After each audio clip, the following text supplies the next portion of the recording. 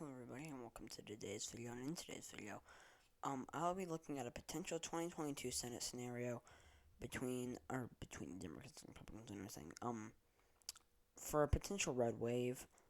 We've seen a lot of recent midterms being wave years. 2018 wasn't a massive wave, but it was a wave nonetheless. 2010, 2014 were massive waves. Going back, generally speaking, midterms are typically waves against the incumbent president. It's not necessarily looking like 2022 will be, but that we will do this scenario, just for the sake of it. And these are all the Democratic safe states. We could see some states, Oregon, Connecticut, maybe Vermont with Phil Scott, slip down to being likely. But for the sake of this video, we are going to assume that they all go safe.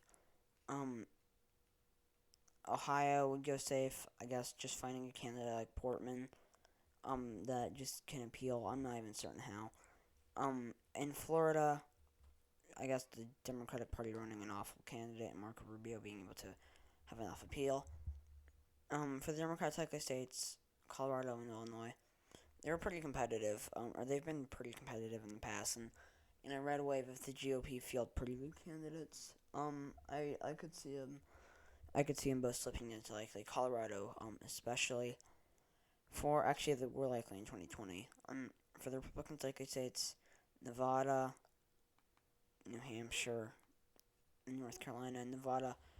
This is assuming that Brian Sandoval runs. He's a phenomenal candidate. Will probably carry it by a fairly large margin. I think he's already said he's not going to run. But for the sake of this video, I'm just assuming that he's going to run, or that they just do incredibly well here, since it will be a red wave. New Hampshire, I already think it's going to go likely, but likely is like the second largest scale, I guess, other than safe, because safe is 15 and up. But I mean, like, I had this being like on like the low end, like 7% specifically, maybe 6, maybe 8, maybe even 9% going high, maybe 5% going low. But in this would be like 13, 14%. North Carolina, just running somebody, I guess them running Ted Budden, the Democratic Party running a candidate who's awful for the black vote and is horrendous in the suburbs, and it's like no appeal to the working class. So almost someone like Bernie, except for with like no working class appeal and even worse in the suburbs and with the black vote. For the Democrats, lean states, they don't actually have any. Every other state here goes to Republicans, I think, lean. So in Arizona, I think that they would need to run somebody, or they probably should at least run somebody with lots of traditionally conservative appeal and for the traditionally conservative suburbs. So I mean, like, I see them not doing that in obviously like real life, but in this 2022 red wave scenario, even if they don't, if it's a red wave, they'll probably be able to carry it by a pretty large margin. But I think that carrying it likely is probably, especially against an incumbent Democrat, is almost long gone at this point.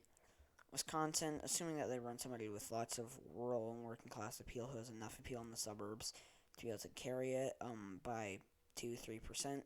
Pennsylvania, someone once again has plenty of appeal to the rural vote and has plenty of appeal to the working class, but has enough appeal to the suburbs.